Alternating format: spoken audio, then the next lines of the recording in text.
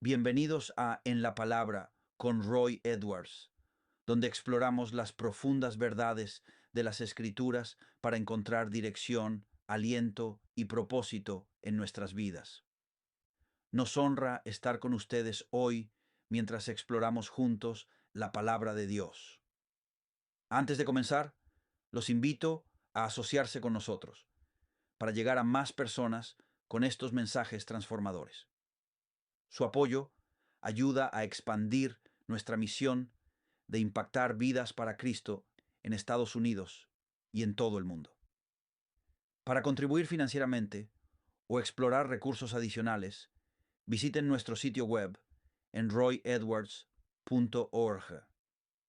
Ahora, entremos en la palabra. Está bien, hoy estamos en Juan capítulo 3, comenzando en el versículo 1. Oremos primero. Padre, te amo, te bendigo. Te agradezco por quién eres y por lo que haces. Gracias por el Evangelio de Juan.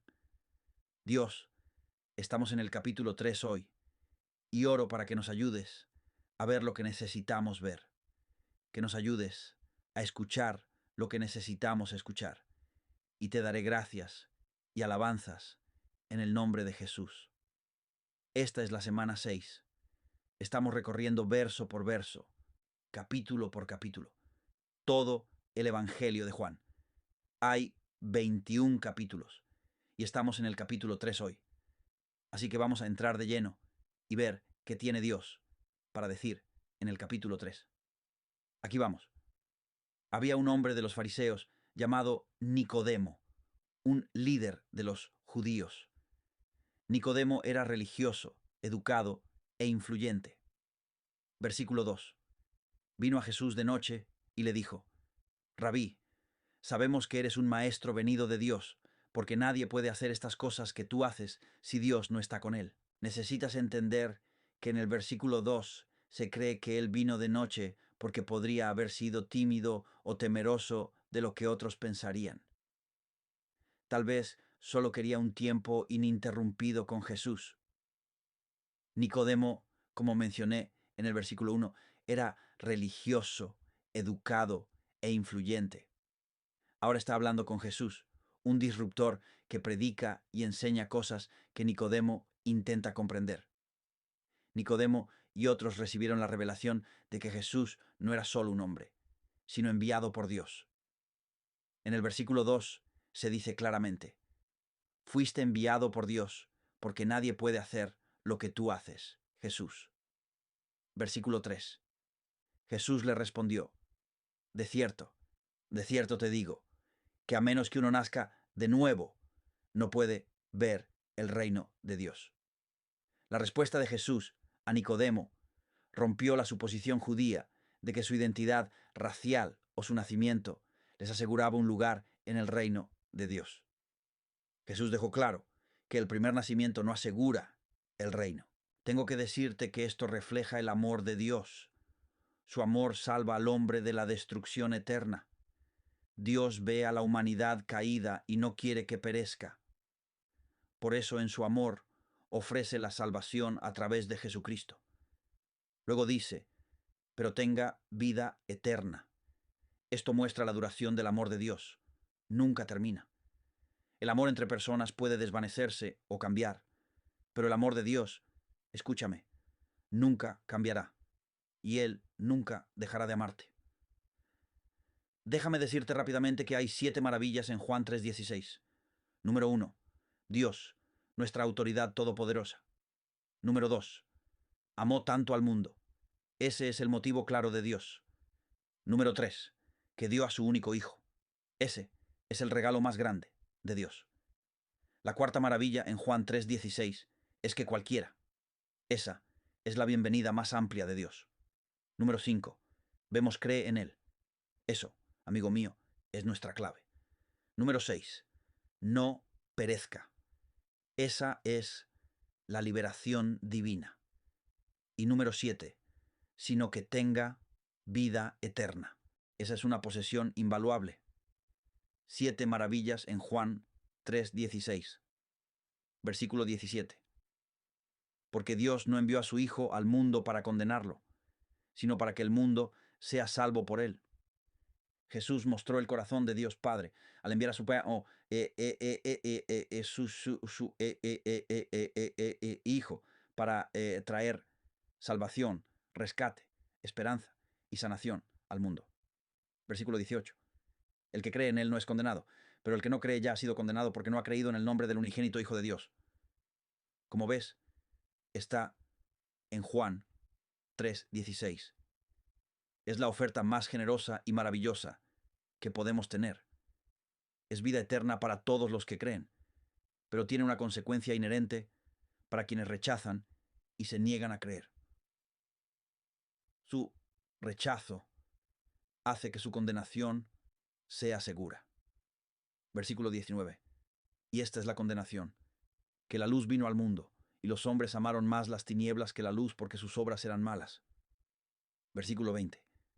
Porque todo aquel que hace lo malo odia la luz y no viene a la luz, para que sus obras no sean expuestas. Versículo 21. Pero el que practica la verdad viene a la luz, para que sus obras sean claramente vistas, hechas en Dios. Jesús explicó lo que aleja a las personas de la fe en Él. Son atraídas por la oscuridad. Aman más la oscuridad que la luz. Y hay una dimensión moral crítica en la incredulidad que a menudo se ignora. Muchos opositores al cristianismo tienen un interés personal en rechazar la verdad de Jesús porque aman su pecado y no quieren enfrentarlo ni enfrentar a un Dios que juzgará su pecado. Cuando pensamos en el amor al pecado que lleva al infierno, a menudo pensamos en pecados grandes como el asesinato o la violación. La simple demanda de ser el Señor de mi propia vida es suficiente para merecer condenación ante Dios. Todos los que practican el mal odian la luz. Algunos expresan su odio luchando contra ella y otros ignorando la verdad de Dios, diciendo a Jesús que no es digno de su tiempo. Ese es el que no viene a la verdad, que no viene a la luz. Versículo 22. Después de esto, Jesús y sus discípulos fueron a Judea, permanecieron allí y bautizaron. Versículo 23. Juan también estaba bautizando en Enón, cerca de Salim, donde había mucha agua, y la gente venía para ser bautizada. Versículo 24. Porque Juan aún no había sido encarcelado. Versículo 25. Surgió una disputa entre los discípulos de Juan y los judíos sobre la purificación. Versículo 26. Fueron a Juan y le dijeron: Rabí, aquel que estaba contigo al otro lado del Jordán, de quien diste testimonio, está bautizando, y todos van a él. Los discípulos de Juan parecían alarmados, pero a Juan no le preocupó en absoluto. Juan no permitiría que la envidia o las multitudes inconstantes le hicieran olvidar. Su misión era clara: anunciar la llegada de Jesús, el Mesías, y luego dejar que la atención se centrara en él. Versículo 27. Juan respondió: Un hombre no puede recibir nada si no les dado del cielo. Versículo 28. Ustedes son testigos de que dije que no soy el Cristo, sino que fui enviado antes que él. Juan les recuerda a sus discípulos que sabía quién era él y quién era Jesús, y entendía su lugar. No se creía el Cristo, ni pensaba que no tenía un papel en el plan de Dios. En el versículo 29, el novio es quien tiene a la novia, pero el amigo del novio que está presente y lo escucha, se alegra mucho por la voz del novio. Por eso, mi alegría está completa. Juan explica a sus seguidores que era como el padrino en una boda. No es el novio, no es el centro de atención, pero está allí para supervisar la unión de dos personas. En la costumbre de bodas judías de ese tiempo, un amigo de la novia y el novio organizaban muchos detalles de la boda y llevaba a la novia al novio.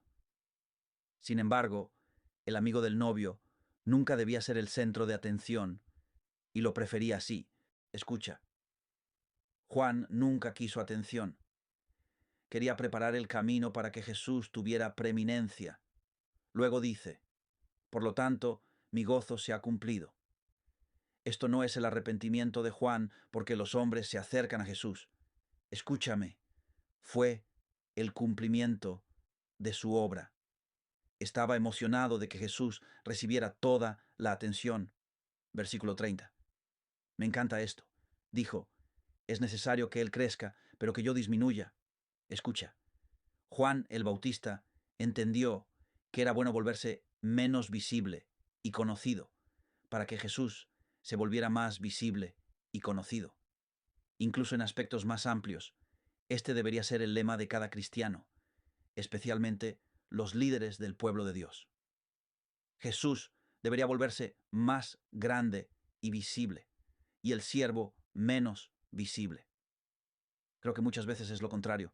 Tratamos de volvernos más grandes y visibles, y entonces Jesús se vuelve menos visible. Tenemos que cambiar eso. Aunque Jesús bautizaba a hombres en arrepentimiento y atraía multitudes, Juan entendió que no tenían el mismo ministerio ni papel. Jesús es el Mesías único, y su obra debe ser exaltada continuamente. Juan el Bautista nos muestra un camino que puede ser popular y exitoso externamente, pero a la vez humilde. Juan el Bautista tenía fama y multitudes que los pastores modernos solo podrían soñar. Sin embargo, fue un verdadero ejemplo de humildad. Juan el Bautista no abandonó su trabajo solo porque Jesús hacía una obra similar para más personas. No, él continuó trabajando y estaba contento de hacer lo que Dios le llamó a hacer, aunque Jesús ganaba más atención y Juan menos.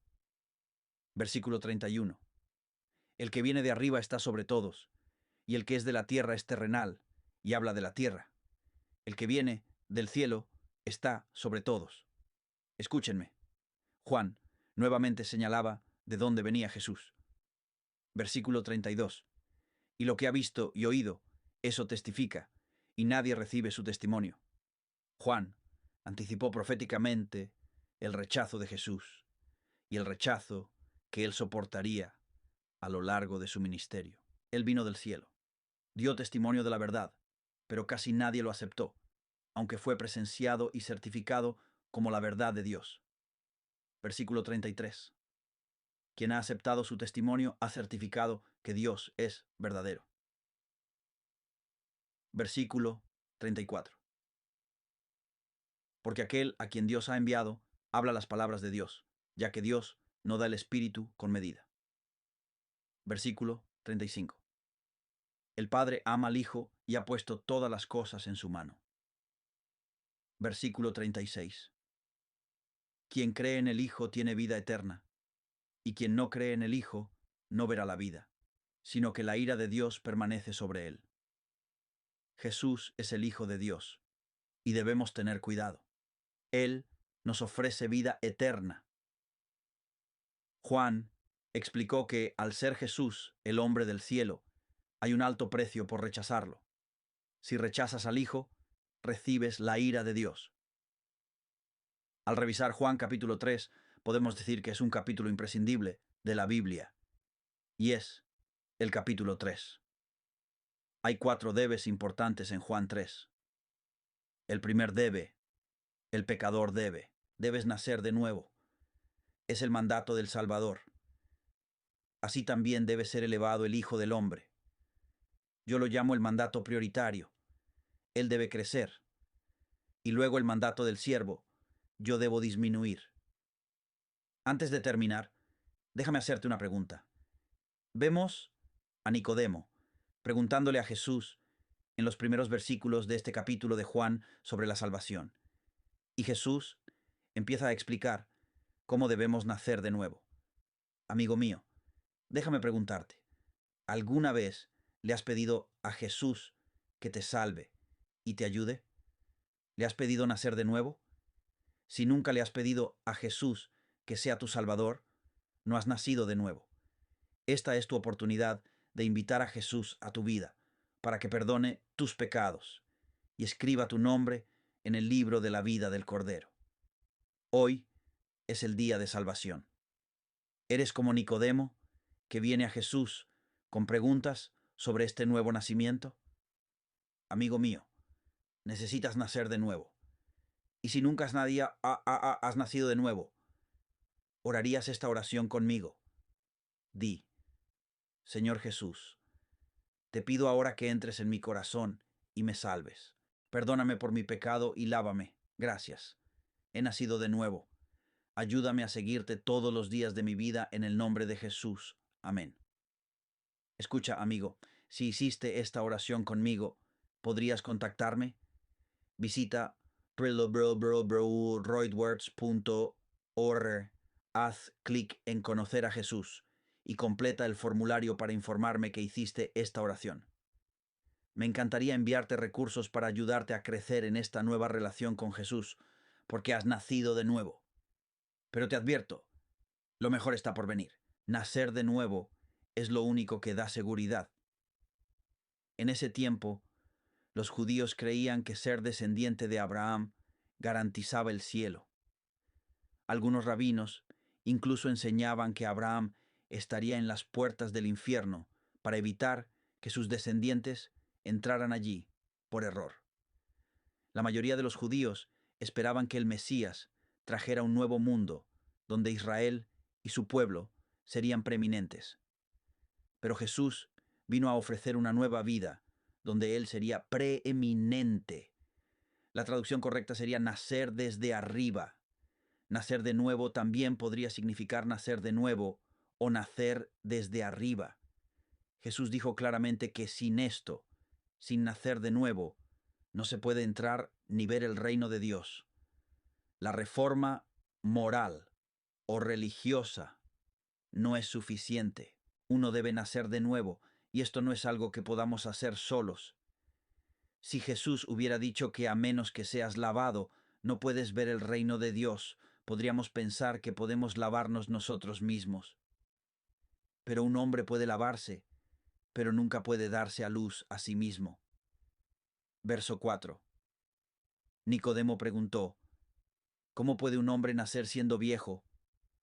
¿Puede entrar otra vez en el vientre de su madre y nacer? Por eso la declaración de Jesús sobre el nuevo nacimiento era tan extraña para Nicodemo. Él pensaba que el pueblo judío ya lo tenía y no lo buscaban. Solo esperaban un Mesías triunfante. Verso 5. Jesús respondió y dijo con certeza: Te digo que a menos que uno nazca de agua y del Espíritu, no puede entrar en el reino de Dios. Aquí Jesús fue claro, diciendo que el hombre no necesita una reforma, sino una conversión radical por el Espíritu de Dios. Debemos nacer de agua y del Espíritu.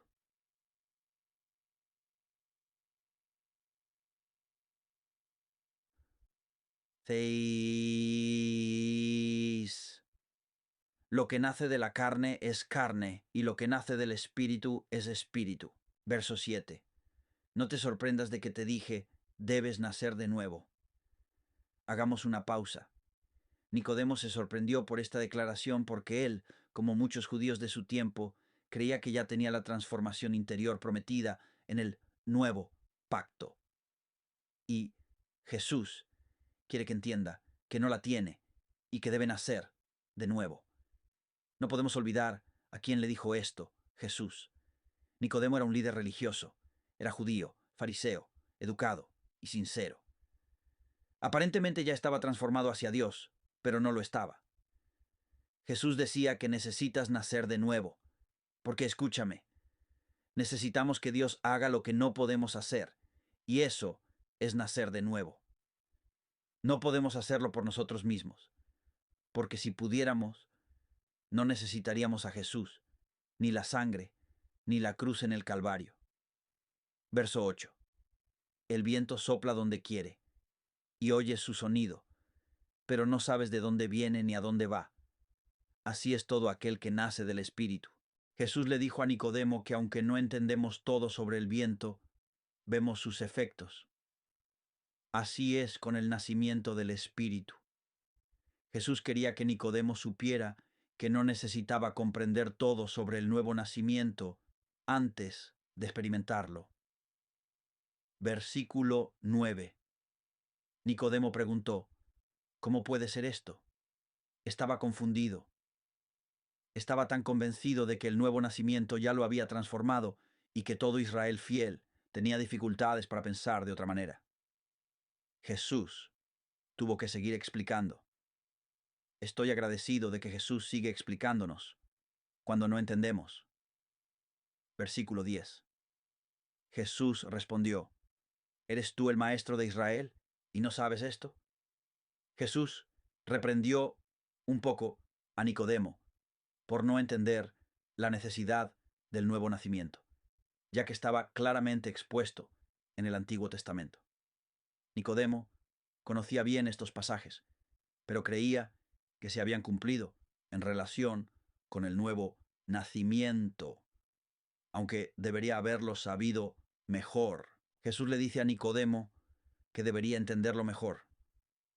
Versículo 11. De cierto te digo, hablamos de lo que sabemos y testificamos de lo que hemos visto. No recibes nuestro testimonio. Versículo 12. Si te he hablado de cosas terrenales y no crees, ¿cómo creerás si te hablo de cosas celestiales? Versículo 13. Nadie ha ascendido al cielo, sino el que descendió del cielo, es decir, el Hijo del Hombre que está en el cielo. Versículo 14. Y como Moisés levantó la serpiente en el desierto, así también debe ser levantado el Hijo del Hombre. Jesús hace referencia a una historia que Nicodemo conocía sobre Moisés, para explicar que el Hijo del Hombre debe ser levantado, pero no en un trono en el palacio de Herodes. Debía ser tan visible como la serpiente de bronce colgada en un poste para la sanación del pueblo. Versículo 15 del capítulo 3 del libro de Juan. Para que todo aquel que en él cree no se pierda, sino que tenga vida eterna. Así que volvemos a la serpiente en el desierto que Moisés levantó. Debido a la rebelión del pueblo judío en Números 21, 4, 9 y en los versículos anteriores, el pueblo desobedeció a Dios, quien envió serpientes para morderlos. Muchas personas murieron por esto y por su desobediencia. Entonces Dios le dijo a Moisés que pusiera una serpiente de bronce en un asta y la levantara, y que cualquiera que mirara a la serpiente de bronce, si había sido mordido, no moriría, pero debía mirarla. En las Escrituras, el bronce simboliza el pecado. Así que si miramos Números 21 y también la cruz, Jesús, aunque no conoció pecado, cargó con nuestro pecado en la cruz. Esto es simbólico. La serpiente de bronce en Números 21 simboliza a Jesús. El asta simboliza la cruz de Cristo. Así, al mirar el Evangelio, miramos la crucifixión de nuestro Salvador, porque quien mire al Hijo no morirá. Escúchenme. Todos hemos sido mordidos por el pecado, como en Números, por la desobediencia. Pero si miraban la serpiente de bronce en un poste, serían sanados. Hoy les digo que seguimos mirando a un hombre que cargó con nuestro pecado y colgó en un poste. Su nombre es Jesús. En el versículo 16 del capítulo 3 de Juan, porque de tal manera amó Dios al mundo que dio a su Hijo unigénito, para que todo aquel que en él cree no se pierda, sino que tenga vida eterna. Vean lo que Jesús le dijo a Nicodemo en el versículo 7. Deben nacer de nuevo. Esto refutó la idea judía sobre el camino a la salvación. Ahora Jesús refuta la idea sobre el alcance de la salvación. Aquí está, porque Dios amará al mundo. Los judíos de esa época rara vez pensaban que Dios amaba al mundo. La mayoría pensaba que solo amaba a Israel. Pero la oferta de salvación y vida en Jesús fue revolucionaria, porque ahora no es solo un evangelio judío, es un evangelio para todos. Me encanta un escritor que mencionó esto. El judío solía pensar en Dios como amante de Israel, pero no hay evidencia de que algún escritor judío afirmara que Dios amaba a todo el mundo. Esta es una idea distintivamente cristiana. El amor de Dios es lo suficientemente amplio para abarcar a toda la humanidad. Luego dice algo revolucionario. Dio a su único hijo. Escúchenme. Esto describe tanto la expresión como el regalo del amor de Dios. El amor de Dios no solo se dirigió a un mundo caído. No, Dios actuó. Dio lo más valioso que podía dar, su hijo. Luego dice, quien crea en él, escuchen. Esto describe al receptor del amor de Dios. Dios ama al mundo, pero el mundo no recibe ni se beneficia de ese amor hasta que cree en Jesús. El regalo que el Padre dio significa más que conocimiento intelectual o acuerdo. Significa confiar, depender y aferrarse. Luego dijo, no debería perecer. Gracias por estar en la palabra con Roy Edwards.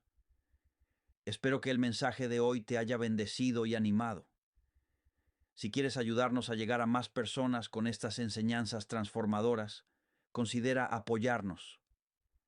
Cada donación ayuda mucho a compartir la palabra de Dios y a impactar vidas. No olvides visitar royedwards.org para más recursos que te ayuden a crecer en tu fe. Hasta la próxima. Mantente firme en la palabra.